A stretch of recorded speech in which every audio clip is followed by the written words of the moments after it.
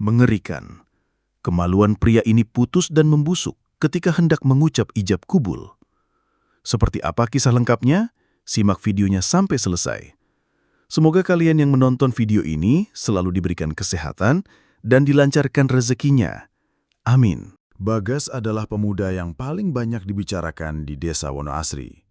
Usianya baru 30 tahun, wajahnya tampan, kulitnya bersih, dan penampilannya selalu rapi.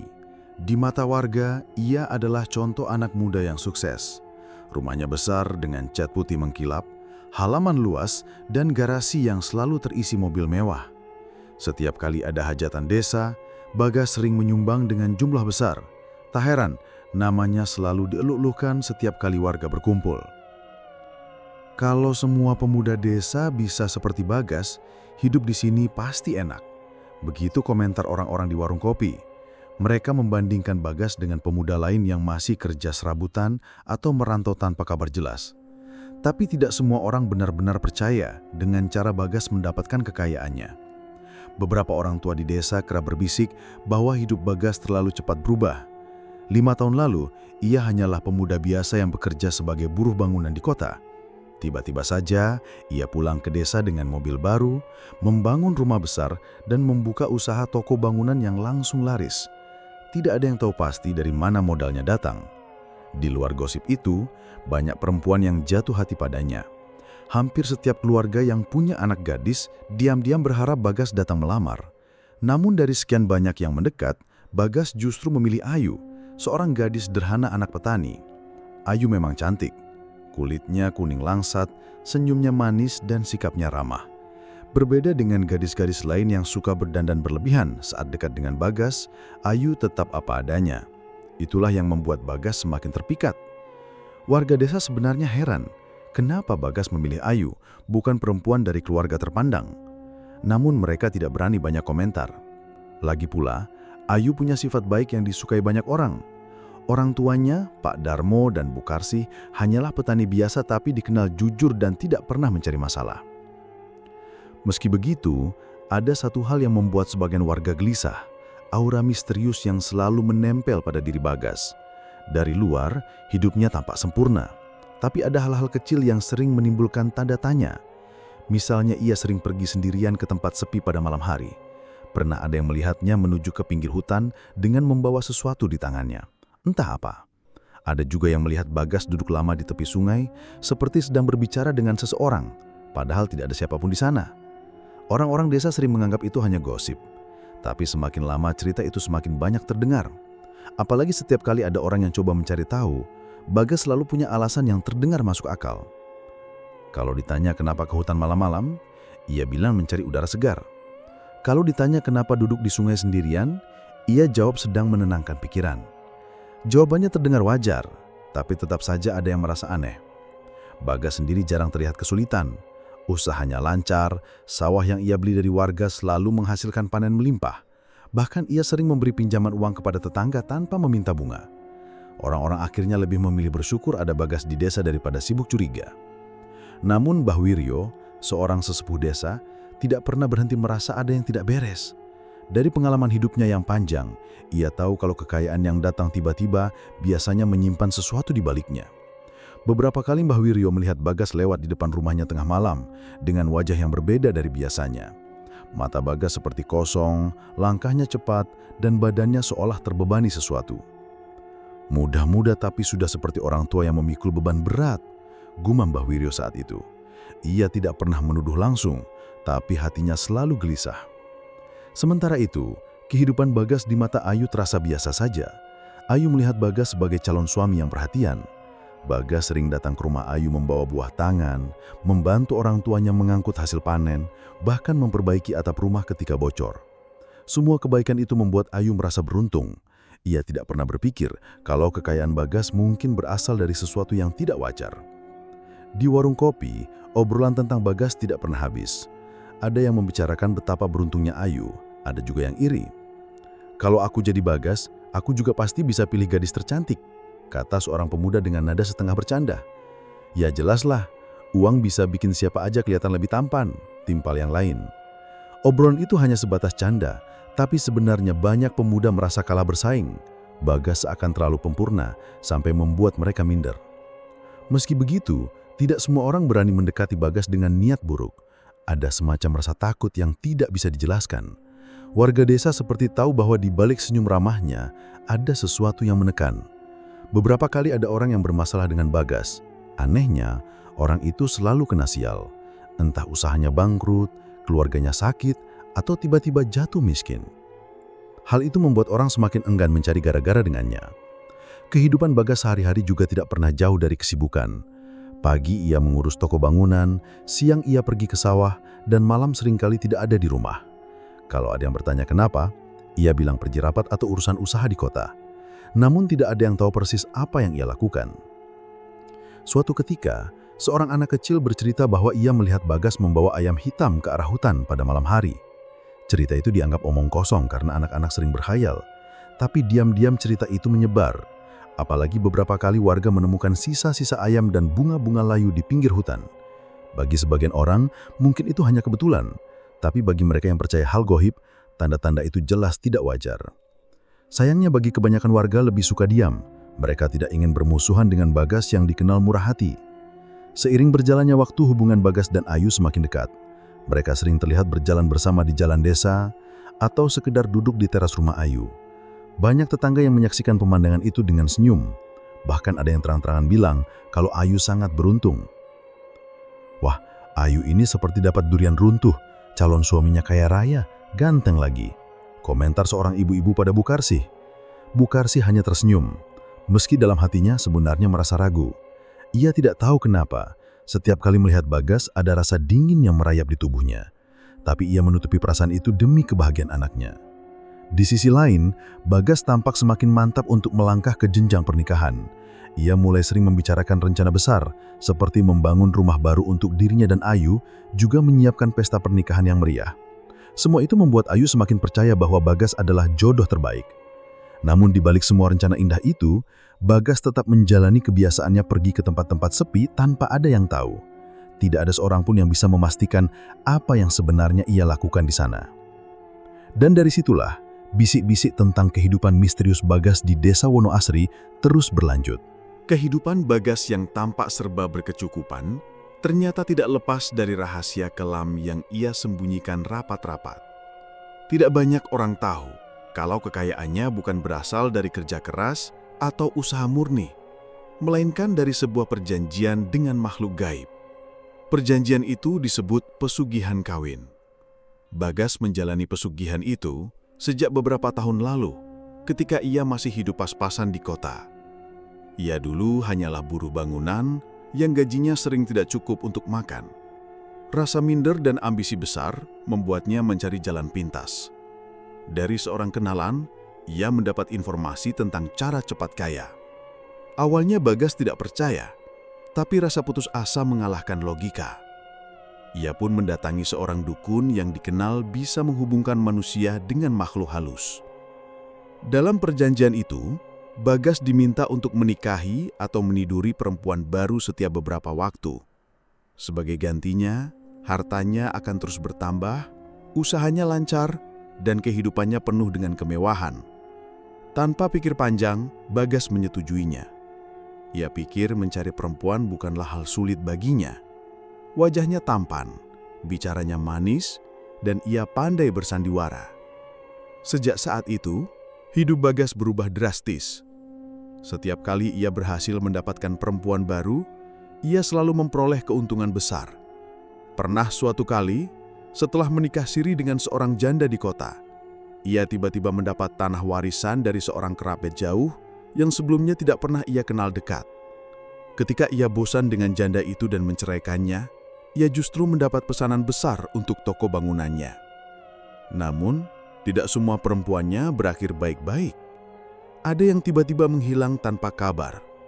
Warga hanya tahu bahwa perempuan itu pergi meninggalkan Bagas. Tapi sebenarnya Bagas sengaja membiarkannya menjadi bagian dari tumbal perjanjian. Setiap kali perempuan itu menghilang, Bagas tidak pernah terlihat sedih. Justru setelah itu, kekayaannya selalu bertambah. Rahasia ini tidak diketahui oleh Ayu. Baginya, Bagas adalah lelaki yang tulus mencintai dirinya. Ayu merasa menjadi perempuan paling beruntung di desa karena dipilih Bagas. Ia tidak pernah curiga dengan masa lalu Bagas, apalagi menanyakan soal perempuan-perempuan yang pernah dekat dengannya. Bagas selalu pandai menutup-nutupi. Di depan Ayu, ia selalu tampil manis, penuh perhatian, dan membuat Ayu merasa istimewa. Sementara itu, Mbah Wiryo mulai merasakan ada sesuatu yang janggal dengan Bagas. Sebagai orang yang sudah berumur dan paham seluk-beluk ilmu hitam, ia bisa mengenali tanda-tandanya. Suatu malam, Mbah Wiryo melewati depan rumah Bagas. Dari celah pagar, ia melihat Bagas sedang duduk di halaman dengan menyalakan dupa. Di hadapannya ada sebuah baskom berisi air kembang, dan di sampingnya tergeletak kain putih dengan noda merah. Pemandangan itu membuat bulu kuduk Mbah Wiryo berdiri. Ia tahu itu bukan ritual biasa. Bau menyengat dari dupa yang terbakar tidak sama dengan dupa yang biasa dipakai orang kampung untuk selamatan. Bau itu lebih menusuk, seperti campuran belerang dan darah. Mbah Wiryo tidak berani mendekat, ia hanya mengintip sebentar lalu cepat-cepat pulang. Keesokan harinya, ia mendengar kabar bahwa salah satu perempuan yang pernah dekat dengan Bagas di kota hilang tanpa jejak. Kabar itu datang dari orang luar desa yang kebetulan masih keluarga jauh perempuan tersebut. Mereka mencari Bagas, tapi Bagas selalu punya alasan. Katanya perempuan itu pergi begitu saja tanpa berpamitan. Anehnya, tidak ada yang bisa menemukan keberadaannya. Kecurigaan Mbah Wiryo semakin kuat. Ia mulai memperhatikan hal-hal kecil di rumah Bagas. Misalnya, kembang yang selalu tergeletak layu di belakang rumah, atau suara-suara aneh yang terdengar tengah malam. Pernah suatu kali, Mbah Wiryo mendengar suara perempuan menangis dari arah rumah Bagas. Ketika pagi tiba, tidak ada tanda-tanda apapun. Bagas tetap terlihat normal, sibuk dengan pekerjaannya. Walaupun begitu, Mbah Wiryo tidak bisa langsung menuduh Bagas. Ia tahu orang-orang desa lebih percaya pada kebaikan Bagas yang terlihat jelas. Bagas sering membantu tetangga, memberi uang untuk acara desa, dan selalu hadir saat ada yang membutuhkan bantuan. Jika ia berbicara tanpa bukti, orang-orang pasti menganggapnya hanya iri atau sudah pikun. Di sisi lain, Bagas semakin berani dengan praktik pesugihannya. Ia sudah menikah siri beberapa kali dengan perempuan dari luar desa. Pernikahan itu selalu berlangsung diam-diam, hanya diketahui oleh segelintir orang. Setelah beberapa bulan, ia selalu punya alasan untuk bercerai. Ada yang katanya tidak cocok, ada yang kabur sendiri, dan ada juga yang benar-benar hilang tanpa jejak. Setiap kali pernikahan itu berakhir, kekayaannya selalu bertambah. Kehidupan Bagas seperti permainan licik yang terus ia jalankan tanpa ada yang bisa menghentikan. Ia tahu resikonya, tapi keserakahan membuatnya tidak peduli. Bagas hanya ingin hartanya terus bertambah. Usahanya semakin besar dan posisinya di desa semakin dihormati. Di balik semua itu, makhluk halus yang menjadi rekan perjanjiannya selalu menuntut lebih. Setiap kali Bagas merasa cukup, makhluk itu selalu mengingatkan bahwa perjanjian belum selesai. Perempuan baru atau hartamu lenyap. Begitu suara yang sering terdengar di kepalanya. Suara itu begitu nyata, seolah ada seseorang yang berbisik tepat di telinganya. Bagas sering gelisah setiap kali mendengar bisikan itu. Tapi ia selalu berhasil menenangkan dirinya dengan mencari perempuan baru. Baginya, itu hanya harga kecil yang harus dibayar demi mempertahankan kekayaannya. Sementara Ayu, gadis desa yang ia incar, sama sekali tidak menyadari apapun. Ia hanya melihat sisi Bagas yang penuh perhatian. Ia tidak tahu kalau sebenarnya dirinya sedang dipersiapkan untuk menjadi bagian dari permainan gelap itu. Mbah Wiryo yang semakin curiga, akhirnya berusaha mencari cara membuka kedok Bagas. Ia tidak mau warga desa terus dibutakan oleh kebaikan semu itu. Namun langkahnya tidak mudah. Bagas terlalu lihai menutupi jejak. Bahkan orang-orang yang pernah dekat dengan Bagas jarang berani bicara. Entah karena takut, atau karena memang sudah tidak ada lagi. Rahasia pesugihan kawin yang dijalani Bagas semakin lama semakin dalam. Dan tanpa disadari siapapun, Ayu perlahan mulai masuk ke dalam lingkaran bahaya yang sudah menunggu di depan mata. Hari lamaran itu menjadi peristiwa besar di desa Wonoasri. Sejak pagi, rumah Pak Darmo dan Bu Karsih, orang tua Ayu, sudah dipenuhi warga yang sibuk menyiapkan acara. Halaman rumah diberi tenda besar, kursi tersusun rapi, dan meja penuh makanan. Bagas datang bersama keluarganya dengan rombongan besar.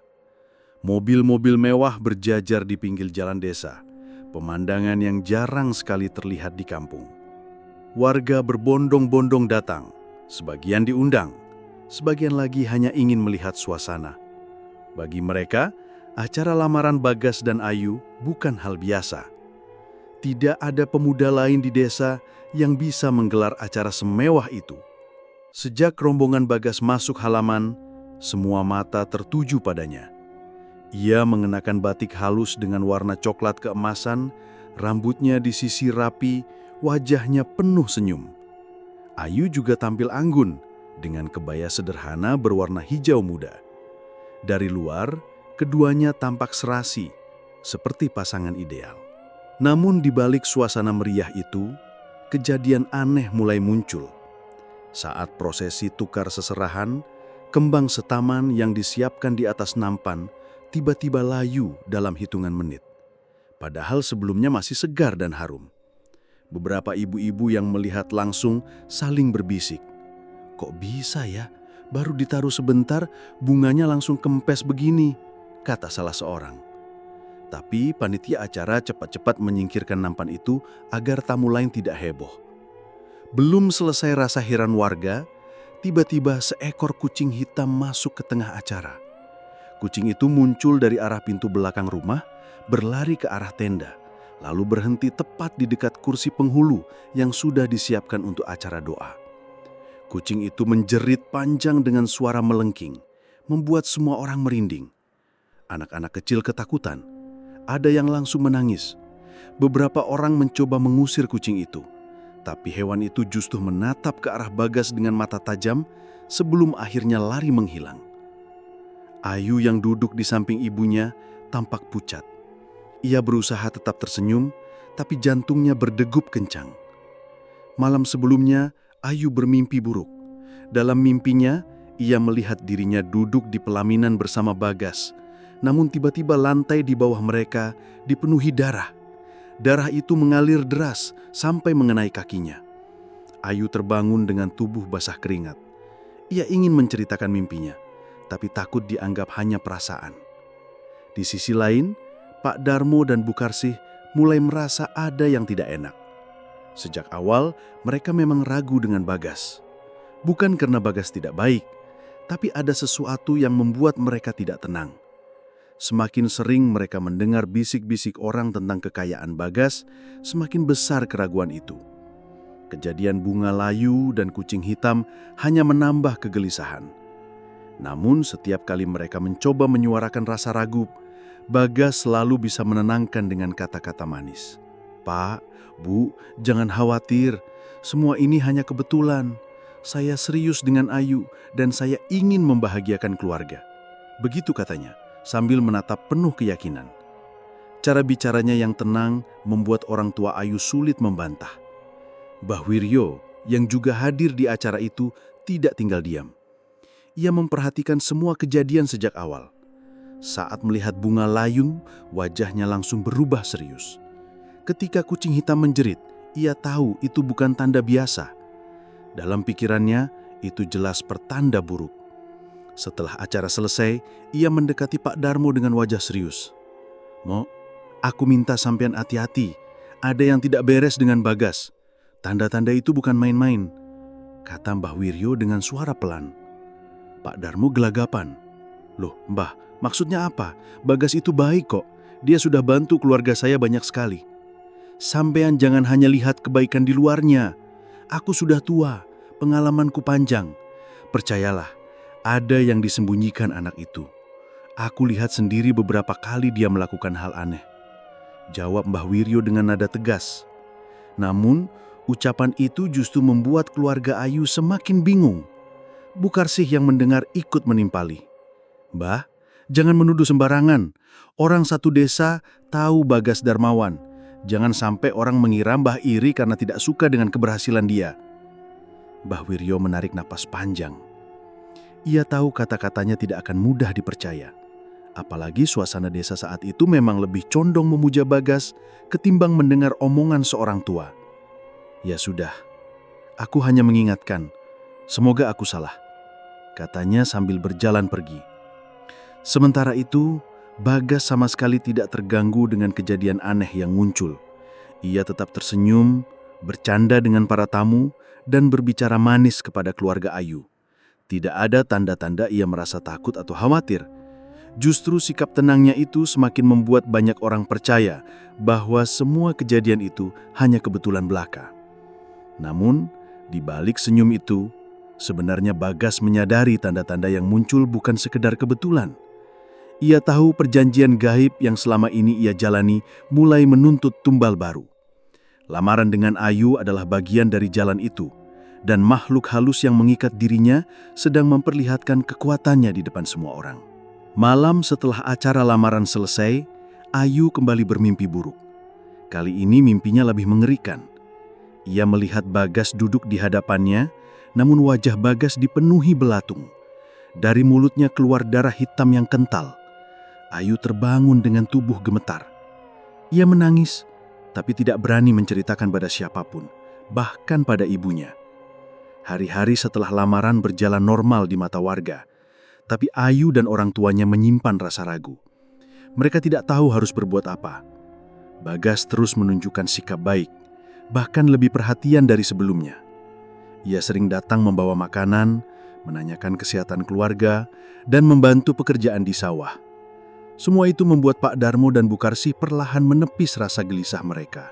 Malam sebelum akad nikah, rumah Bagas tampak ramai.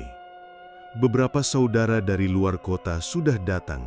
Sebagian membantu persiapan, sebagian lagi hanya duduk bercanda.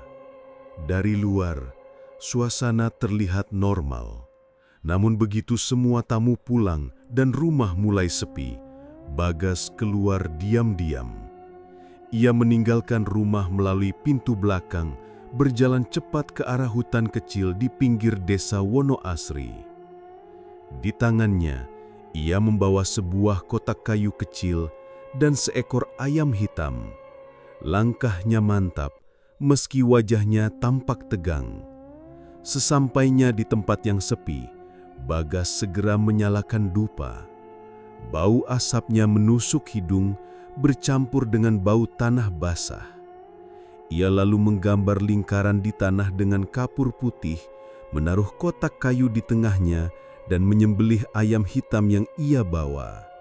Darah ayam itu ditampung di sebuah wadah, lalu diteteskan ke tanah dalam lingkaran. Tak lama kemudian, angin berhembus kencang, padahal malam itu tidak ada tanda hujan. Suara seperti bisikan muncul dari arah pepohonan, semakin lama semakin jelas. Tubuh Bagas gemetar, tapi ia memaksa dirinya tetap duduk bersila. Ia memanggil nama makhluk gaib yang selama ini menjadi penopang kekayaannya. "Tuanku, aku datang membawa janji," ucap Bagas dengan suara pelan namun mantap. Dari balik kegelapan, terdengar suara berat yang tidak seperti manusia. "Bagas, waktumu sudah tiba. Apa yang kau bawa untukku kali ini?" Bagas menunduk, wajahnya penuh keringat. "Aku akan menikahi perempuan baru. Aku akan menjadikannya istri. Aku serahkan dia sebagai bagian dari perjanjian kita." Suara itu tertawa pelan, seperti bergema di seluruh hutan. "Bagus, perempuan baru berarti kekayaanmu akan terus bertambah. Tapi kali ini berbeda, Bagas. Aku tidak hanya meminta tubuhnya, aku juga meminta sesuatu yang lebih besar." Wajah Bagas pucat. Ia tidak menyangka akan ada syarat tambahan. "Maksudmu apa, tuanku?" tanyanya dengan suara bergetar. Perempuan itu bukan sembarang perempuan. Ia membawa cahaya yang akan melawan kegelapanmu. Jika kau ingin mempertahankan kekayaanmu, kau harus siap kehilangan sesuatu yang paling kau banggakan. Jawab suara itu dingin. Bagas terdiam. Ia tahu apa yang dimaksud makhluk itu. Dadanya berdebar keras. Kemaluannya adalah bagian yang paling berharga dalam perjanjian ini. Alat yang selama ini menjadi syarat pesugihan kawin. Jika ia harus kehilangan itu, maka seluruh perjanjian bisa berbalik menjadi kutukan. Tapi, tuanku, aku tidak bisa. Bagas mulai gelisah. Suara itu semakin keras. Tidak ada tapi. Kau sudah terlalu lama menikmati hasil dari perjanjian ini. Kau pikir kau bisa terus bermain tanpa membayar harga? Waktumu hampir habis. Ingat, ijab kabul yang akan kau ucapkan besok bukan hanya untuk perempuan itu, tapi juga untukku. Bagas merasakan tubuhnya seperti ditindih sesuatu, nafasnya sesak, keringat dingin mengalir deras. Ia ingin lari, tapi kakinya kaku. Setelah beberapa saat, bisikan itu perlahan hilang. Angin kembali tenang dan suasana hutan seakan kembali normal. Dengan tubuh lemas, Bagas pulang ke rumah. Dalam hatinya, ia merasa ketakutan luar biasa. Tapi meski ada peringatan jelas dari makhluk itu, ia tetap nekat melanjutkan rencana pernikahannya. Bagas tidak mau kehilangan Ayu. Baginya, Ayu adalah kunci untuk mempertahankan kekayaannya. Ia yakin selama ia bisa menikahi Ayu, harta dan usahanya akan terus bertambah. Di rumah Ayu, keadaan tidak kalah mencekam. Sejak acara lamaran, Ayu semakin sering mengalami mimpi buruk. Malam itu, ketika Bagas sedang berada di hutan, Ayu kembali terbangun dengan tubuh gemetar. Dalam mimpinya, ia melihat Bagas berdiri di depannya dengan tubuh dipenuhi belatung. Belatung itu merayap keluar dari matanya, mulutnya, hingga seluruh kulitnya. Darah hitam menetes dari sela-sela jarinya. Ayu menjerit dalam mimpi lalu terbangun dengan nafas terengah-engah.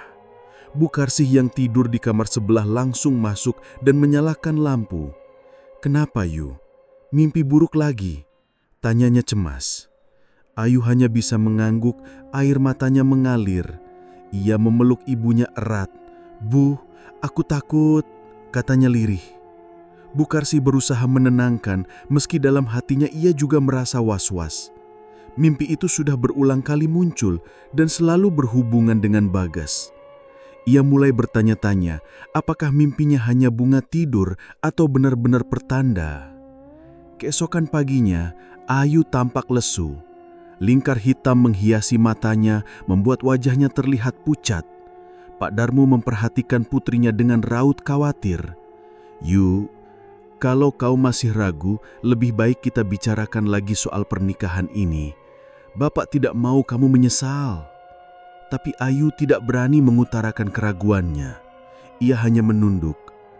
"Aku akan jalani, Pak. Bagas orang baik. Mungkin aku cuma terlalu cemas." Mbah Wiryo yang mendengar kabar tentang mimpi buruk Ayu semakin yakin firasatnya benar. Ia mendatangi rumah Pak Darmo dan mencoba bicara sekali lagi. "Darmo, Karsi, dengarkan aku. Ini bukan mimpi biasa. Ayu sedang diberi tanda. Kalau kalian memaksakan pernikahan ini, aku takut yang terjadi nanti jauh lebih buruk dari yang kalian kira." Namun lagi-lagi, nasihat itu dianggap angin lalu. Pak Darmo hanya bisa tersenyum hambar. "Mbah, kami terima perhatian sampean, tapi pernikahan ini sudah disiapkan. Semua orang sudah tahu, kami tidak mungkin membatalkannya begitu saja." Mbah Wiryo menghela nafas panjang. Ia tahu usahanya sia-sia. Orang tua Ayu sudah terlanjur yakin dengan kebaikan Bagas. Padahal, di mata Mbah Wiryo, tanda-tanda yang muncul sudah lebih dari cukup untuk membuktikan ada sesuatu yang salah. Sementara itu, Bagas semakin sibuk dengan persiapan akad. Ia pura-pura tidak peduli dengan rasa takut yang masih menghantui pikirannya setelah pertemuan di hutan. Ia tertawa, bercanda dengan kerabat, bahkan ikut mengatur dekorasi. Dari luar, tidak ada yang menyangka bahwa ia sedang menyimpan rahasia gelap. Tapi jauh di lubuk hatinya, Bagas sadar ancaman makhluk gaib itu bukan main-main. Malam itu adalah peringatan terakhir, dan jika ia nekat melanjutkan, sesuatu yang mengerikan pasti akan menunggunya di hari akad. Hari itu, desa Wonoasri terasa lebih ramai dari biasanya. Dari pagi buta, jalanan desa sudah dipenuhi orang yang berdatangan menuju rumah keluarga Ayu. Tenda besar berdiri di halaman, dihiasi janur kuning dan bunga segar. Kursi-kursi panjang ditata rapi, sementara di bagian depan, meja akad dipersiapkan dengan taplak putih bersih. Bagas tampak duduk di kamar khusus pengantin pria. Jas putihnya sudah melekat di tubuhnya. Rambutnya disisir rapi dengan minyak wangi yang baunya menyengat. Dari luar, suara musik gamelan modern mengalun keras, menambah semarak suasana. Ia beberapa kali melirik kaca, memastikan penampilannya sempurna. Senyum tipis terukir di bibirnya, walau di dalam hati ia masih dihantui rasa was-was setelah ritual semalam. Sementara itu, Ayu duduk di kamar berbeda bersama ibunya. Kebaya putih melekat indah di tubuhnya. Hiasan melati menghiasi rambut hitamnya. Namun wajahnya pucat. Sejak subuh tadi, ia sering terdiam, seolah pikirannya melayang entah kemana. Beberapa kali ia mencoba tersenyum, tapi bayangan mimpi buruk yang dialaminya membuatnya sulit tenang. Sekitar pukul 10 pagi, penghulu tiba bersama saksi-saksi. Warga berdesakan ingin melihat prosesi akad yang kabarnya akan berlangsung mewah. Sejumlah kamera ponsel terangkat, siap merekam momen bersejarah itu. "Silakan duduk, Bagas," ujar penghulu dengan suara tegas. Bagas melangkah ke depan, duduk di kursi yang sudah disediakan. Di sampingnya, wali dari pihak Ayu duduk dengan wajah serius. Semua mata tertuju pada pria tampan itu. Senyum kagum terpancar dari para tamu, terutama kaum ibu-ibu yang berbisik, "Wah, beruntung sekali Ayu dapat suami seperti Bagas." Begitu semua siap, penghulu membuka acara dengan doa singkat. Suasana mendadak hening. Bagas mengangguk, menunduk hormat, lalu bersiap mengucapkan lafaz ijab qabul. "Bagas bin Suyono," suara penghulu terdengar lantang. "Apakah engkau siap menikah dengan Ayu binti Suparman dengan mas kawin yang telah ditentukan?" Bagas menarik napas panjang. Inilah saat yang ditunggunya. Ia tersenyum lebar, menatap penghulu, lalu dengan lantang mulai mengucap, "Saya terima nikahnya Ayu binti Suparman." Namun sebelum kalimat itu selesai, wajahnya berubah tegang. Tiba-tiba tubuhnya bergetar hebat dan dari mulutnya keluar jeritan keras. Semua orang terperanjat. "Ah!" teriak Bagas sambil memegangi bagian bawah tubuhnya. Para tamu langsung berdiri, penghulu terdiam, saksi-saksi saling berpandangan bingung. Wajah Bagas memerah lalu berubah pucat. Celana putih yang ia kenakan mendadak basah, warna merah menyebar cepat menetes ke lantai. "Bagas, kenapa?" tanya wali Ayu panik. Namun sebelum ada yang sempat mendekat, sesuatu yang lebih mengerikan terjadi. Darah bercampur cairan hitam mengucur deras dari celananya. Ia menggeliat kesakitan, jatuh dari kursi lalu mengerang di lantai. "Ya Allah!" teriak beberapa ibu-ibu yang menutup mulut. Seorang bapak yang berdiri paling dekat sempat melihat jelas. Dari celana Bagas, potongan daging kecil jatuh ke lantai, berlumuran darah. Begitu disadari bahwa itu adalah kemaluannya yang terputus, orang-orang langsung menjerit histeris. "Ya Gusti, astagfirullah!" Ayu yang melihat kejadian itu hanya sempat menahan napas sejenak sebelum akhirnya pingsan di pelukan ibunya. Bau busuk mulai menyebar, sangat menyengat hingga membuat beberapa orang mual.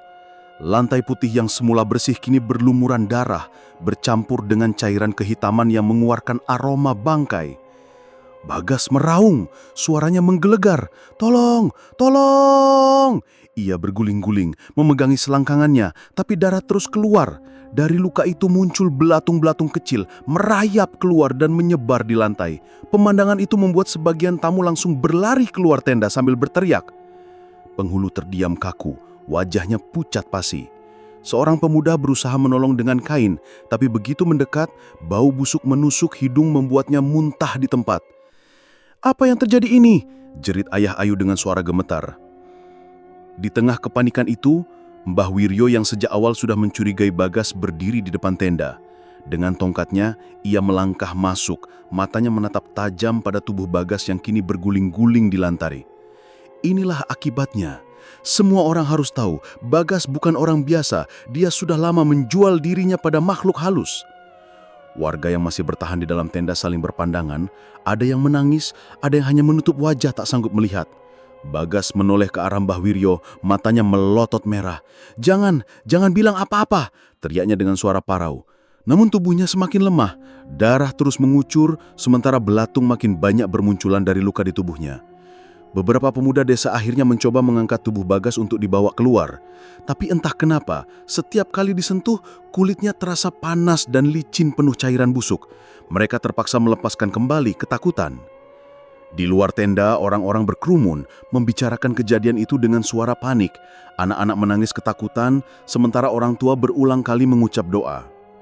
Ayu yang pingsan akhirnya dibawa ke kamar, dijauhkan dari keramaian. Ibunya hanya bisa menangis sambil memegangi kepala, tak pernah menyangka hari bahagia putrinya berubah menjadi bencana. Di tengah hiruk-pikuk itu, suara Bagas semakin lemah. Aku tidak mau mati seperti ini," katanya terbata. Tapi tubuhnya sudah tidak mampu lagi menahan rasa sakit. Darah terakhir mengucur deras, lalu ia terkulai lemas. Bau busuk semakin pekat, membuat orang-orang terpaksa menutup hidung. Penghulu akhirnya berdiri. Dengan suara gemetar ia berkata, "Acara ini dibatalkan. Semua orang segera bubar. Bawa anak-anak pergi dari sini." Tak butuh waktu lama, tenda yang sebelumnya penuh dengan tawa dan kegembiraan berubah menjadi tempat horor. Kursi-kursi kosong, meja akad berantakan, lantai dipenuhi noda darah dan cairan menjijikkan. Tubuh Bagas tergeletak tanpa bernyawa di lantai. Wajahnya kaku dengan mata melotot. Di sampingnya, potongan daging busuk yang sudah tidak berbentuk lagi menjadi saksi mengerikan dari kejadian itu. Hari yang seharusnya jadi awal kebahagiaan Ayu berubah menjadi mimpi buruk yang tak akan pernah dilupakan seluruh warga desa Wonoasri. Setelah peristiwa memalukan dan mengerikan di hari pernikahan itu, desa Wonoasri tidak pernah sama lagi.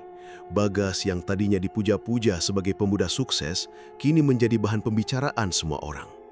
Orang-orang yang sebelumnya memuji dan menghormatinya, sekarang hanya berani membicarakannya diam-diam sambil bergedik ketakutan. Rumah besar milik Bagas yang biasanya ramai dengan tamu, kini lengang. Pintu depan tertutup rapat dan hanya terdengar sesekali suara orang merintih dari dalam. Bagas masih hidup setelah tragedi di akad nikah, tapi keadaannya jauh dari normal. Tubuhnya kurus kering, kulitnya membiru, dan belatung mulai keluar dari luka di bagian bawah tubuhnya. Bau busuk menyebar hingga ke jalanan depan rumah. Warga enggan mendekat, sebagian besar memilih menutup hidung setiap kali melewati halaman rumahnya. Ayu, yang awalnya hampir menjadi istrinya, masih trauma berat. Sejak hari kejadian, ia tidak pernah keluar rumah. Ibunya sampai harus menjaga ketat karena Ayu sering histeris di malam hari. Kadang ia menjerit-jerit mengatakan masih melihat Bagas datang dengan tubuh membusuk. Kadang ia menangis sambil memaki dirinya sendiri karena merasa ditipu. Gadis yang dulu ceria itu kini tampak seperti orang linglung. Mbah Wiryo akhirnya memberanikan diri bicara. Malam setelah akad nikah yang gagal itu, ia duduk di balai desa bersama beberapa warga. Wajahnya serius, matanya menatap ke arah orang-orang yang menunggu penjelasan. "Aku sudah lama curiga dengan Bagas," ucapnya pelan tapi tegas. "Kekayaannya bukan dari kerja keras, itu dari pesugihan kawin. Dia membuat perjanjian dengan makhluk gaib." Warga yang mendengar saling berpandangan. Ada yang terkejut, ada yang mengangguk karena merasa firasat mereka benar. "Pesugihan kawin itu apa, Mbah?" tanya seorang pemuda. Mbah Wiryo menarik napas panjang sebelum menjawab. "Itu pesugihan yang memanfaatkan perempuan. Semakin banyak perempuan yang dinikahi atau digauli, semakin besar harta yang didapat. Tapi tumbalnya bukan main-main. Perempuan-perempuan itu tidak hanya jadi korban batin, ada yang hilang, ada yang hidupnya hancur. Dan pada akhirnya, pelakunya sendiri akan mendapat balasan." Beberapa orang yang hadir mulai mengingat-ingat. ada beberapa perempuan desa tetangga yang dulu sempat dekat dengan Bagas, lalu tiba-tiba menghilang. Ada juga yang mendadak pulang ke rumah orang tuanya dengan kondisi seperti orang tidak waras. Jadi, mereka itu korbannya? Bisik seorang ibu paruh baya. Seolah menjawab pertanyaan itu, malam berikutnya kabar mengejutkan datang. 2 perempuan datang ke desa Wonoastri, ditemani keluarganya. Mereka mengaku pernah dinikahi siri oleh Bagas. Salah satunya, wajahnya pucat dan sering melamun, nyaris tidak bisa diajak bicara. Satunya lagi, dengan mata sembab, mengatakan bahwa keluarganya hancur setelah Bagas menceraikannya secara sepihak tanpa alasan jelas. Warga desa makin yakin, semua potongan cerita mulai menyambung. Bagas memang pelaku pesugihan kawin. Ayu hanyalah calon korban berikutnya yang untungnya tidak sempat benar-benar masuk perangkap. Sementara itu, kondisi Bagas makin parah. Setiap hari tubuhnya semakin rusak. Bukan hanya kemaluannya yang membusuk, tapi juga bagian perut dan dada mulai dipenuhi ulat. Tenaga medis yang dipanggil menolak memeriksa lebih jauh, karena bau dan kondisinya dianggap di luar nalar medis. Bahkan ada perawat yang langsung muntah begitu masuk ke kamarnya. Hari-hari terakhir Bagas penuh dengan jeritan. Suara teriakannya terdengar sampai luar rumah, membuat anak-anak kecil ketakutan. "Ampun, tolong aku, jangan bawa aku!" Begitu teriakannya berulang-ulang. Kadang ia menyebut nama-nama perempuan yang pernah dekat dengannya, seolah mereka datang menagih balas. Kadang ia menangis sambil memaki dirinya sendiri karena merasa ditipu. Gadis yang dulu ceria itu kini tampak seperti orang linglung. Mbah Wiryo menegaskan kepada warga bahwa itu semua adalah balasan dari perjanjian haram yang ia buat. Siapapun yang bersekutu dengan makhluk gaib demi kekayaan, ujungnya pasti begini.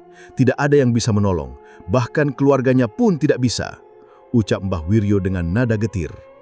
Benar saja, tidak lama kemudian Bagas ditemukan sudah tidak bernyawa. Tubuhnya kaku, tapi anehnya proses pembusukan sudah jauh lebih cepat dari manusia biasa. Belatung memenuhi hampir seluruh tubuhnya hingga sulit dikenali. Tidak ada yang berani memandikan jenazahnya. Akhirnya beberapa warga terpaksa menguburnya dengan cara seadanya, memakai kain seadanya tanpa prosesi layak. Semua orang menutup hidung saat jenazah diturunkan ke liang lahat. Setelah pemakaman itu, harta kekayaan Bagas perlahan hilang. Uang simpanannya raib, sawah dan tanahnya jatuh ke tangan orang lain entah bagaimana. Mobil mewah yang dulu diparkir di garasi lenyap begitu saja. Rumah besarnya kosong dan mulai rusak, ditinggalkan begitu saja oleh keluarganya. Seakan-akan semua itu hanyalah ilusi sementara. Ayu butuh waktu lama untuk pulih. Ia sering menangis sendirian, merasa hidupnya hampir hancur karena terjebak oleh Bagas.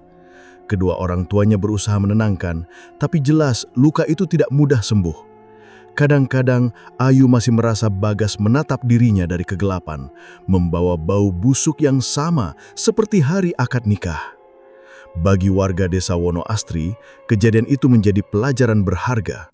Mereka tidak lagi menilai seseorang hanya dari harta dan kemewahan yang terlihat. Mereka mulai lebih berhati-hati, terutama kepada pendatang atau orang yang tiba-tiba kaya tanpa jelas asal-usulnya. Setiap kali ada yang membicarakan tentang Bagas, orang-orang selalu bergedik. Namanya menjadi peringatan agar tidak tergoda jalan sesat. Mbah Wiryo menutup ceritanya pada suatu malam ketika duduk bersama beberapa pemuda di gardu ronda. Ingatlah nak, kekayaan tidak akan ada artinya kalau didapat dengan cara haram. Apapun bentuknya, kalau bersekutu dengan makhluk halus, akhirnya pasti binasa. Bagas sudah membuktikan sendiri. Sejak saat itu, kisah tentang Bagas dan pesugihan kawin menjadi legenda gelap di desa Wonoastri. Orang tua sering menceritakannya kepada anak-anak sebagai pengingat bahwa di balik kehidupan yang tampak indah itu bisa saja tersimpan rahasia mengerikan yang akhirnya membawa petaka. Sejak kematian Bagas yang mengenaskan, kehidupan di desa Wonoastri perlahan kembali normal. Warga tak lagi dihantui kejadian aneh atau pertanda buruk yang dulu sering muncul. Malam-malam yang sebelumnya mencekam kini terasa lebih tenang. Anak-anak kembali berlarian di jalan desa tanpa rasa takut. Para petani sibuk di sawah dan ibu-ibu kembali ramai di pasar membicarakan urusan rumah tangga. Ayu, yang pernah hampir menjadi tumbal dari pesugihan kawin, kini hidup sederhana bersama orang tuanya.